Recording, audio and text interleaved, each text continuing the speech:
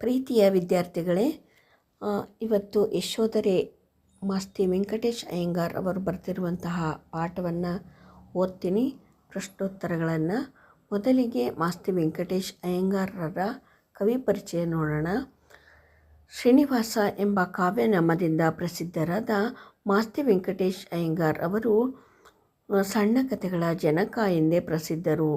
ಮಾಸ್ತಿ ವೆಂಕಟೇಶ್ ಅಯ್ಯಂಗಾರರು ಕೋಲಾರ ಜಿಲ್ಲೆಯ ಮಾಲೂರು ತಾಲೂಕಿನ ಮಾಸ್ತಿ ಎಂಬ ಗ್ರಾಮದಲ್ಲಿ 6/6/1891 ಜನಿಸಿದರು. ಇವರ ಸಣ್ಣ ಕಥೆಗಳು ಒಟ್ಟು 13 ಸಂಪುಟಗಳಲ್ಲಿ ಪ್ರಕಟವಾಗಿವೆ. ಗೌತಮಿ ಹೇಳಿದ ಕತೆ, ಸಾರಿಪುತ್ರನ ಕೊನೆಯ ದಿನಗಳು, ಕುಚೇಲನ ಭಾಗ್ಯ, ಹೇಮಕೂಟದಿಂದ ಬಂದ ಮೇಲೆ, ಚಿಕ್ಕ ವೀರರಾಜೇಂದ್ರ ಮೊದಲಾದವು ಇವರ ಪ್ರಮುಖ ಕೃತಿಗಳು. ಇವರ ಚಿಕ್ಕ ವೀರರಾಜೇಂದ್ರ ಕೃತಿಗೆ 1983ರಲ್ಲಿ ಜ್ಞಾನಪೀಠ ಪ್ರಶಸ್ತಿ ದೊರಕಿದೆ. ಇವರು 6/6/1986ರಲ್ಲಿ ನಿಧನರಾದರು. ಕೊಟ್ಟಿರುವ ಪ್ರಶ್ನೆಗಳಿಗೆ ಒಂದು ವಾಕ್ಯದಲ್ಲಿ ಉತ್ತರಿಸಿ. ಪ್ರಶ್ನೆ 1. ಯಶೋಧರೆ ಮತ್ತೊಮ್ಮೆ ಯಾರನ್ನು ನೀಡಬೇಕೆಂದು ರಾಜನಲ್ಲಿ ಬೇಡುತ್ತಾಳೆ? ಉತ್ತರ: ಯಶೋಧರೆ ಮತ್ತೊಮ್ಮೆ ತನ್ನ ಪತಿಯನ್ನು ನೀಡಬೇಕೆಂದು ರಾಜನಲ್ಲಿ ಬೇಡುತ್ತಾಳೆ. ಪ್ರಶ್ನೆ 2. ತಂದೆಯನ್ನು ಕರೆತರಲು ಹೋಗುವೆನೆಂದು ಹೇಳಿದವರಾರು? ಉತ್ತರ: ರಾಹುಲನು ತಂದೆಯನ್ನು ಕರೆತರಲು ಹೋಗುವೆನೆಂದು ಹೇಳಿದನು. ಪ್ರಶ್ನೆ 3. ರಾಜನಿಗೆ ಕನಸಿನ ವಿಚಾರವನ್ನು ತಿಳಿಸಿದವರಾರು? ಉತ್ತರ: ಅಂಬಿಕೆಯು ರಾಜನಿಗೆ ಕನಸಿನ ವಿಚಾರವನ್ನು ತಿಳಿಸಿದಳು. ಪ್ರಶ್ನೆ 4. ಸಂಪ್ರದಾಯಕ್ಕೆ ವಿರುದ್ಧವಾದುದು ಯಾವುದು? ಉತ್ತರ: ಸನ್ಯಾಸಿಯಾದವನು ಸತಿಯನ್ನು ನೋಡುವುದು ಸಂಪ್ರದಾಯಕ್ಕೆ ವಿರುದ್ಧವಾದದ್ದು. ಪ್ರಶ್ನೆ 5. ಈಗ ನೀನಿರುವ ಸ್ಥಿತಿ ಯಾವುದೆಂದು ರಾಜ ಹೇಳುತ್ತಾನೆ? ಉತ್ತರ: ಈಗ ನೀನಿರುವ ಸ್ಥಿತಿ ಸನ್ಯಾಸತ್ವದ ಸ್ಥಿತಿ ಎಂದು ಯಶೋಧರೆಗೆ ರಾಜ ಹೇಳುತ್ತಾನೆ. ಈ ಕೆಳಗಿನ ಪ್ರಶ್ನೆಗಳಿಗೆ 2-3 ವಾಕ್ಯದಲ್ಲಿ ಉತ್ತರಿಸಿ. ಪ್ರಶ್ನೆ 1. ರಾಜನನ್ನು ಪೀಠದಲ್ಲಿ ಕುಳ್ಳಿರಿಸಿ ಯಶೋಧರೆ ಏನೆಂದು ವಿನಂತಿಸುತ್ತಾಳೆ? ಉತ್ತರ: ನಾನು ಬಹುದಿನದಿಂದ ನಿನ್ನನ್ನು ಬೇಡುತ್ತಲಿದ್ದೆ. ನಾನು ನಿಮ್ಮ ಸೋದರಿಯ ಮಗಳೆಂದು ಚಿಕ್ಕವಳಿರುವಾಗಲೇ ಕರೆತಂದು ನನ್ನನ್ನು ಸಾಕಿ ಸಲುಹಿದಿರಿ. ನನ್ನನ್ನು ಸೊಸೆಯಾಗಿ ಮನೆ ತುಂಬಿಸಿಕೊಂಡಿರಿ. ಕನಸಿನಲ್ಲೂ ಊಹಿಸಲಾಗದಂತಹ ಸುಖ ಸಂತೋಷಗಳನ್ನು ನಾನು ನಿಮ್ಮ ಅರಮನೆಯಲ್ಲಿ ಅನುಭವಿಸಿದೆನು. ಹಾಗೆಯೇ ನನ್ನ ಪತಿಯನ್ನು ನನಗೆ ಮರಳಿ ನೀಡಿ ನನ್ನನ್ನು ರಕ್ಷಿಸಿರಿ ಎಂದು ರಾಜನಲ್ಲಿ ವಿನಂತಿಸಿದಳು. ಪ್ರಶ್ನೆ 2. ಯಶೋಧರೆ ಮಂಡಿ ಊರಿ ನಮಸ್ಕರಿಸುತ್ತಾ ಏನು ಹೇಳುತ್ತಾಳೆ? ಇಂದು ഇരുಳಾಗುವುದು, ಇನ್ನೇನು ಮಾಡುವುದು? ನಿದ್ದೆಯಲ್ಲಿ ಮುಳುಗಿದ್ದರೆ ಇನ್ನು ಯಾವ ಕನಸಿನಲ್ಲಿ ಮೊಸಳೆಗಳು ಹಿಡಿಯುವುದೋ? ಇನ್ನೆಷ್ಟು ಚಿಂತಿಸಬೇಕೋ ಎಂದು ಚೇತನಗಳೆಲ್ಲ ನನಗೆ ಭೀತಿಯಲ್ಲಿ ಕಲೆತಿವೆ. ನನ್ನನ್ನು ಉದ್ಧರಿಸಬೇಕು ಎಂದು ಯಶೋಧರೆಯು ಮಂಡಿಯೂರಿ ನಮಸ್ಕರಿಸುತ್ತಾ ಹೇಳುತ್ತಾಳೆ. ಪ್ರಶ್ನೆ 3.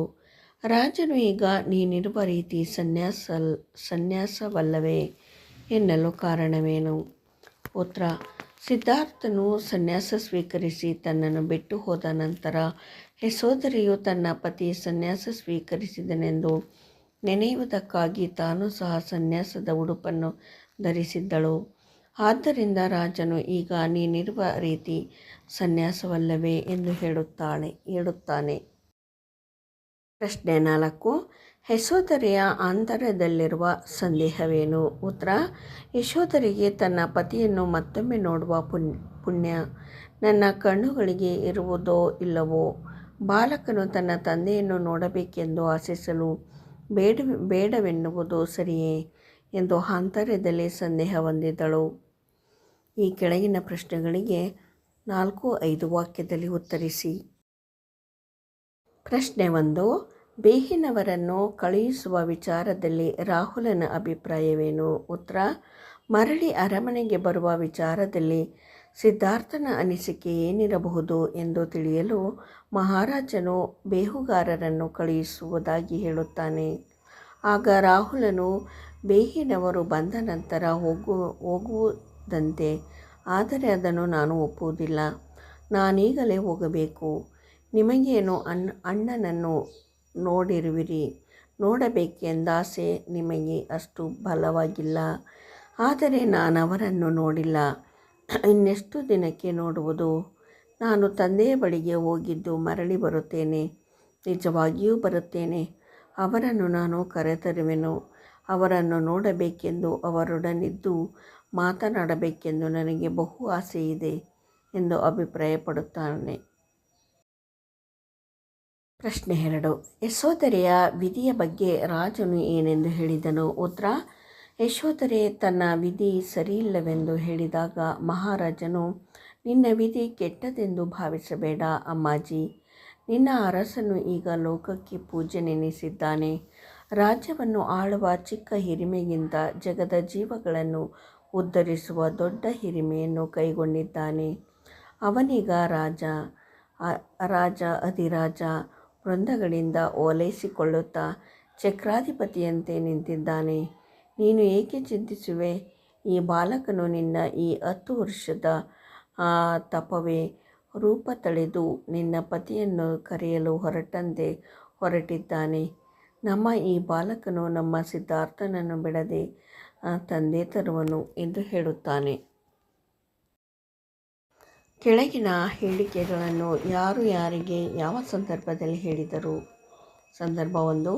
ಸೋದರಿಯ ಸುತೆಯೆಂದು ಎಳೆತನದಲ್ಲೇ ನನ್ನ ಕರೆತಂದು ಸಾಕಿದಿರಿ. ಉತ್ತರ: ಆಯ್ಕೆ ಮಾಸ್ತಿ ವೆಂಕಟೇಶ ಅಯ್ಯಂಗಾರ್ ಅವರ ಯಶೋಧರೆ ಎಂಬ ನಾಟಕದಿಂದ ಆಯ್ದ ಯಶೋಧರೆ ಎಂಬ ಗದ್ಯಪಾಠದಿಂದ ಆರಿಸಿಕೊಳ್ಳಲಾಗಿದೆ. ಸಂದರ್ಭ: ಯಶೋಧರೆಯು ಸಿದ್ಧಾರ್ಥನ ಭಾವಚಿತ್ರದ ಬಳಿ ದುಃಖಿಸುತ್ತಾ ಕುಳಿತಿದ್ದಾಗ ಅಲ್ಲಿಗೆ ಮಹಾರಾಜ ಬರುತ್ತಾನೆ. ಆತನಲ್ಲಿ ತನ್ನ ಪತಿಯನ್ನು ಮರಳಿ ಕರೆಸಿ ಎಂದು ವಿನಂತಿಸಿಕೊಳ್ಳುವ ಸಂದರ್ಭದಲ್ಲಿ ಹೀಗೆ ಹೇಳುತ್ತಾನೆ: ನಾನು ನಿಮ್ಮ ಸೋದರಿಯ ಮಗಳೆಂದು ಚಿಕ್ಕವಳಿರುವಾಗಲೇ ಕರೆತಂದು ಸಾಕಿ ಸಲಹಿ ಸೊಸೆಯಾಗಿ ಸ್ವೀಕರಿಸಿದಿರಿ. ಬಹಳ ಸುಖ ಸಂತೋಷಗಳನ್ನು ನಿಮ್ಮ ಅರಮನೆಯಲ್ಲಿ ಅನುಭವಿಸಿದೆನು. ಹಾಗೆಯೇ ನನ್ನ ಪತಿಯನ್ನು ನನಗೆ ಮರಳಿ ನೀಡಿ ಎಂದು ಯಶೋಧರೆ ವಿನಂತಿಸಿಕೊಳ್ಳುತ್ತಾಳೆ. ಸ್ವಾರಸ್ಯ: ಯಶೋಧರೆಯಲ್ಲಿದ್ದ ಸಿದ್ಧಾರ್ಥನ ಅಗಲಿಕೆಯ ನೋವು, ಸಂಕಟ ಅದನ್ನು ರಾಜನಲ್ಲಿ ಹೇಳುವ ರೀತಿ ಇಲ್ಲಿ ಸ್ವಾರಸ್ಯಪೂರ್ಣವಾಗಿ ವ್ಯಕ್ತವಾಗಿದೆ. ಸಂದರ್ಭ 2. ಅಮ್ಮಾಜಿ, ನಿನಗೆ ಭಯ ಬೇಡಮ್ಮ, ನಾನು ಮರಳಿ ಬಹೆನಮ್ಮ. ಆಯ್ಕೆ ಮಾಸ್ತಿ ವೆಂಕಟೇಶ ಅಯ್ಯಂಗಾರ್ ಅವರ ಯಶೋಧರೆ ಎಂಬ ನಾಟಕದಿಂದ ಆಯ್ದ ಯಶೋಧರೆ ಎಂಬ ಗದ್ಯಪಾಠದಿಂದ ಆರಿಸಿಕೊಳ್ಳಲಾಗಿದೆ. ಸಂದರ್ಭ: ಸಿದ್ಧಾರ್ಥನನ್ನು ಮರಳಿ ಕರೆತರುವ ಬಗ್ಗೆ ಚರ್ಚಿಸುತ್ತಿದ್ದಾಗ ರಾಜನು ಬೇಹಿನವರನ್ನು ಕಳುಹಿಸಿ ಸಿದ್ಧಾರ್ಥನ ಅನಿಸಿಕೆಯನ್ನು ತಿಳಿಯೋಣವೆಂದು ಹೇಳಿದಾಗ ರಾಹುಲನು ಅದಕ್ಕೆ ಒಪ್ಪದೆ ತನ್ನ ತಂದೆಯನ್ನು ನೋಡಲು ತಾನೇ ಹೋಗುತ್ತೇನೆಂದು ಹಠ ಮಾಡುವ ಸಂದರ್ಭದಲ್ಲಿ ಈ ಮಾತನ್ನು ಹೇಳುತ್ತಾನೆ. ಸ್ವಾರಸ್ಯ: ರಾಹುಲನನ್ನು ಕಳುಹಿಸಿದರೆ ಅವನು ತನ್ನ ತಂದೆಯಂತೆ ಸನ್ಯಾಸಿ ಆಗಬಹುದೆಂದು ಯಶೋಧರೆ ಮತ್ತು ರಾಜನಿಗಿದ್ದ ಆತಂಕ. ಅದಕ್ಕೆ ತಾನು ಹಿಂದಿರುಗಿ ಬಂದೇ ಬರುವೆನೆಂದು ರಾಹುಲನು ನೀಡುವ ಭರವಸೆ ಸ್ವಾರಸ್ಯಪೂರ್ಣವಾಗಿ ವ್ಯಕ್ತವಾಗಿದೆ. ಸಂದರ್ಭ 2. ಅಮ್ಮಾಜಿ, ನಿನಗೆ ಭಯ ಬೇಡಮ್ಮ, ನಾ ಮರಳಿ ಬಹೆನಮ್ಮ. ಮಾಸ್ತಿ ವೆಂಕಟೇಶ ಅಯ್ಯಂಗಾರ್ ಅವರು ಬರೆದಿರುವ ಯಶೋಧರೆ ಎಂಬ ನಾಟಕದಿಂದ ಆಯ್ದ ಯಶೋಧರೆ ಎಂಬ ಗದ್ಯಪಾಠದಿಂದ ಆರಿಸಿಕೊಳ್ಳಲಾಗಿದೆ. ಸಂದರ್ಭ: ಸಿದ್ಧಾರ್ಥನನ್ನು ಮರಳಿ ಕರೆತರುವ ಬಗ್ಗೆ ಚರ್ಚಿಸುತ್ತಿದ್ದಾಗ ರಾಜನು ಬೇಹಿನವರನ್ನು ಕಳುಹಿಸಿ ಸಿದ್ಧಾರ್ಥನ ಅನಿಸಿಕೆಯನ್ನು ತಿಳಿಯೋಣವೆಂದು ಹೇಳಿದಾಗ ರಾಹುಲನು ಅದಕ್ಕೆ ಒಪ್ಪದೆ ತನ್ನ ತಂದೆಯನ್ನು ನೋಡಲು ತಾನೇ ಹೋಗುತ್ತೇನೆಂದು ಹಠ ಮಾಡುವ ಸಂದರ್ಭದಲ್ಲಿ ಈ ಮಾತನ್ನು ಹೇಳುತ್ತಾನೆ. ಸ್ವಾರಸ್ಯ: ರಾಹುಲನನ್ನು ಕಳುಹಿಸಿದರೆ ಅವನು ತನ್ನ ತಂದೆಯಂತೆ ಸನ್ಯಾಸಿ ಆಗಬಹುದೆಂದು ಯಶೋಧರೆ ಮತ್ತು ರಾಜನಿಗಿದ್ದ ಆತಂಕ. ಅದಕ್ಕೆ ತಾನು ಹಿಂದಿರುಗಿ ಬಂದೇ ಬರುವೆನೆಂದು ರಾಹುಲನು ನೀಡುವ ಭರವಸೆ ಸ್ವಾರಸ್ಯಪೂರ್ಣವಾಗಿ ವ್ಯಕ್ತವಾಗಿದೆ. 3. ನಿನ್ನ ವಿಧಿ ಕೆಟ್ಟದೆಂದೆನಿಸದಿರು ಅಮ್ಮಾಜಿ. ಆಯ್ಕೆ ಮಾಸ್ತಿ ವೆಂಕಟೇಶ ಅಯ್ಯಂಗಾರ್ ಅವರ ಯಶೋಧರೆ ಎಂಬ ನಾಟಕದಿಂದ ಆಯ್ದ ಯಶೋಧರೆ ಎಂಬ ಗದ್ಯಪಾಠದಿಂದ ಆರಿಸಿಕೊಳ್ಳಲಾಗಿದೆ.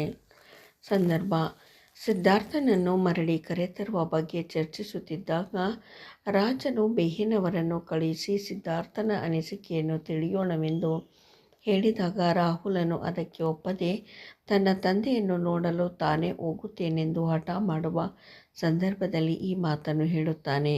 ಸ್ವಾರಸ್ಯ: ರಾಹುಲನನ್ನು ಕಳುಹಿಸಿದರೆ ಅವನು ತನ್ನ ತಂದೆಯಂತೆ ಸನ್ಯಾಸಿ ಆಗಬಹುದೆಂದು ಯಶೋಧರೆ ಮತ್ತು ರಾಜನಿಗಿದ್ದ ಆತಂಕ, ಅದಕ್ಕೆ ತಾನು ಹಿಂತಿರುಗಿ ಬಂದೇ ಬರುವೆನೆಂದು ರಾಹುಲನು ನೀಡುವ ಭರವಸೆ ಸ್ವಾರಸ್ಯಪೂರ್ಣವಾಗಿ ವ್ಯಕ್ತವಾಗಿದೆ. ಸಂದರ್ಭ 4: ನಿದ್ದೇಲಿ ಮುಳುಗಲಿನ್ನಾವ ಕನಸಿನ ಮೊಸಳೆ ಹಿಡಿಯುವುದೋ.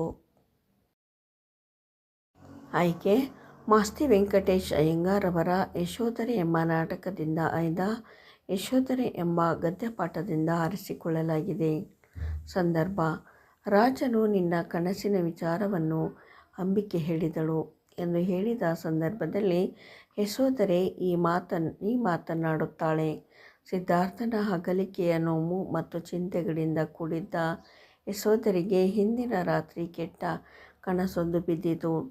ಹಾಗೆಯೇ ಇಂದು ಇರುಳಾದಾಗ ಮತ್ತೆ ಇನ್ನೆಂತಹ ಕನಸು ಬಿಡುವುದೋ, ತನ್ನ ಚಿಂತೆಯನ್ನು ಹೆಚ್ಚಿಸುವುದೋ ಎಂದು ಯಶೋಧರೆ ಈ ಸಂದರ್ಭದಲ್ಲಿ ಹೇಳುತ್ತಾಳೆ.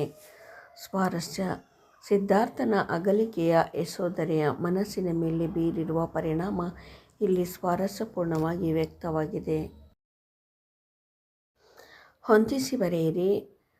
ಆ ಕಡೆ ಯಶೋಧರೆ, ಶುದ್ಧೋಧನ, ಅಂಬಿಕೆ, ರಾಹುಲ, ಸಿದ್ಧಾರ್ಥ. ಉತ್ತರ: ಯಶೋಧರೆ ಯುವರಾಣಿ, ಶುದ್ಧೋಧನ ರಾಜ, ಅಂಬಿಕೆ ಸಖಿ, ರಾಹುಲ ಬುದ್ಧನ ಮಗ, ಸಿದ್ಧಾರ್ಥ ಗೌತಮ ಬುದ್ಧ. ಕೆಳಗಿನ ಪದಗಳಿಗೆ ತದ್ಭವ ಪದಗಳನ್ನು ಬರೆಯಿರಿ. ವಿನೋದ ವಿನದ, ದುಃಖ ದುಃಖ, ರಾಜ ರಾಯ, ಕಾರ್ಯ ಕಚ್ಚ. ಈ ಪದಗಳನ್ನು ಬಿಡಿಸಿ ಸಂಧಿಯನ್ನು ಹೆಸರಿಸಿ. ಭಿನ್ನಾನ್ಮ, ನಿನ್ನಾನ್ಮ, ನಿನ್ನ ಪ್ಲಸ್ ಆನ್ಮ ಲೋಪಸಂಧಿ. ಹರಕೆಯೇನು, ಹರಕೆ ಪ್ಲಸ್ ಅನ್ನು ಲೋಪಸಂಧಿ. ಇಂದಳುತ, ಇಂದು ಪ್ಲಸ್ ಅಳುತ ಲೋಪಸಂಧಿ. ಚಕ್ರಾಧಿಪತಿ, ಚಕ್ರ ಪ್ಲಸ್ ಅಧಿಪತಿ ಸವರ್ಣ ದೀರ್ಘ ಸಂಧಿ. ಪತಿಯೊಡನೆ, ಪತಿ ಪ್ಲಸ್ ಒಡನೆ ಲೋಪಸಂಧಿ. ಕೊಟ್ಟಿರುವ ಪ್ರಶ್ನೆಗಳಿಗೆ ಉತ್ತರಿಸಿ. ಲಿಂಗದ ವಿಧಗಳಾವುವು? ಲಿಂಗದ ವಿಧಗಳು: ಪುಲ್ಲಿಂಗ, ಸ್ತ್ರೀಲಿಂಗ, ನಪುಂಸಕಲಿಂಗ. ಬಹುವಚನವನ್ನು ನಿದರ್ಶನದ ಮೂಲಕ ವಿವರಿಸಿ. ಒಂದಕ್ಕಿಂತ ಹೆಚ್ಚು ಇರುವ ವಸ್ತು ಅಥವಾ ವ್ಯಕ್ತಿಗಳನ್ನು ಸೂಚಿಸುವ ಪದಗಳನ್ನು ಬಹುವಚನ ಎನ್ನುವರು. ಏಕವಚನ ನಾಮಪ್ರಕೃತಿಗಳಿಗೆ ಅದು, ಉ, ಗಳು, ಅಂದಿರು ಇತ್ಯಾದಿ ಪ್ರತ್ಯಯಗಳು ಸೇರಿದಾಗ ಅವು ಬಹುವಚನ ಪದಗಳಾಗಿರುತ್ತವೆ. ಉದಾಹರಣೆಗೆ: ರಾಜ, 6 ರಾಜರು. ಅಣ್ಣ ಪ್ಲಸ್ ಅಂದಿರು, ಅಣ್ಣಂದಿರು. ನೀನು, ಉ ಪ್ಲಸ್ ನೀವು. ಮರ ಪ್ಲಸ್ ಗಳು, ಮರಗಳು. ರಾಣಿ ಪ್ಲಸ್ಸರು, ರಾಣಿಯರು. ವಾಕ್ಯ ಎಂದರೇನು? ಕರ್ತೃ ಕರ್ಮ ಕ್ರಿಯೆಗಳಿಂದ ವ್ಯವಸ್ಥಿತವಾಗಿ ಕೂಡಿರುವ ಪದ ಸಮೂಹವನ್ನು ವಾಕ್ಯ ಎನ್ನುವರು. ಕೊಟ್ಟಿರುವ ಪದಗಳನ್ನು ಪುಲ್ಲಿಂಗ, ಸ್ತ್ರೀಲಿಂಗ ಮತ್ತು ನಪುಂಸಕ ಲಿಂಗಗಳಾಗಿ ವರ್ಗೀಕರಿಸಿ. ಪುಲ್ಲಿಂಗ, ಸ್ತ್ರೀಲಿಂಗ, ನಪುಂಸಕಲಿಂಗ. ಅದರಲ್ಲಿ ರಾಹುಲ, ರಾಜ, ತಂದೆ ಅವು ಪುಲ್ಲಿಂಗಗಳು. ಸ್ತ್ರೀಲಿಂಗ ಯಶೋಧರೆ, ಸಖಿ, ಅಮ್ಮಾಜಿ. ನಪುಂಸಕಲಿಂಗ ವಿಧಿ, ಲೋಕ, ಅರಮನೆ. ಕೊಟ್ಟಿರುವ ಪದಗಳ ಬಹುವಚನ ರೂಪ ಬರೆಯಿರಿ. ಏಕವಚನ, ಬಹುವಚನ. ನಾನು, ಅದಕ್ಕೆ ನಾವು. ಕಿರಿಯ, ಬಹುವಚನಕ್ಕೆ ಹೋದಾಗ ಕಿರಿಯರು. ನನ್ನ, ನಮ್ಮ. ಬಾಲಕ, ಬಾಲಕರು. ತಾಯಿ, ತಾಯಂದಿರು. ಸ್ವರ, ಸ್ವರಗಳು. ನೀನು, ನೀವು. ಏಕವಚನ, ಬಹುವಚನ. ಅಮ್ಮ, ಅಮ್ಮಂದಿರು. ರಾಜ, ರಾಜರು. ಲೋಕ, ಲೋಕಗಳು. ಮಗು, ಮಕ್ಕಳು. ದೇವ, ದೇವರು. ತಾತ, ತಾತಂದಿರು. ಕೊಟ್ಟಿರುವ ವಾಕ್ಯಗಳಲ್ಲಿರುವ ಕರ್ತೃ, ಕ್ರಿಯೆ ಹಾಗೂ ಕರ್ಮಪದಗಳನ್ನು ಆರಿಸಿ ಬರೆಯಿರಿ. ಉತ್ತರ: ಅಮ್ಮ ಅಣ್ಣನನ್ನು ಕರೆಯುವೆನು. ಕರ್ತೃಪದ ಅಮ್ಮ. ಕರ್ಮಪದ ಅಣ್ಣನನ್ನು ಕ್ರಿಯಾಪದ ಕರೆಯುವೆನು. ಸನ್ಯಾಸವನ್ನು ಕೊಂಡು ಪತಿಯನ್ನು ಸೇರುವೆನು. ಕರ್ತೃಪದ ಸನ್ಯಾಸವನ್ನು ಪತಿಯನ್ನು ಕ್ರಿಯಾಪದ ಸೇರುವೆನು. ಸಿದ್ಧಾರ್ಥನು ಕರೆಯನ್ನು ಕೆಡಿಸಿಕೊಳ್ಳಲಿಲ್ಲ. ಕರ್ತೃಪದ ಸಿದ್ಧಾರ್ಥನು ಕರ್ಮಪದ ಕರೆಯನ್ನು ಕ್ರಿಯಾಪದ ಕೆಡಿಸಿಕೊಳ್ಳಲಿಲ್ಲ. ವಿದ್ಯಾರ್ಥಿಗಳೇ, ಈ ಪಾಠದ ಪ್ರಶ್ನೋತ್ತರ ಅರ್ಥ ಆಯಿತು ಅಂತ ಭಾವಿಸ್ಕೋತೀನಿ. ಲೈಕ್, ಶೇರ್, ಕಮೆಂಟ್ ಮಾಡಿ. ನೋಡಿದ್ದಕ್ಕೆ ಧನ್ಯವಾದಗಳು.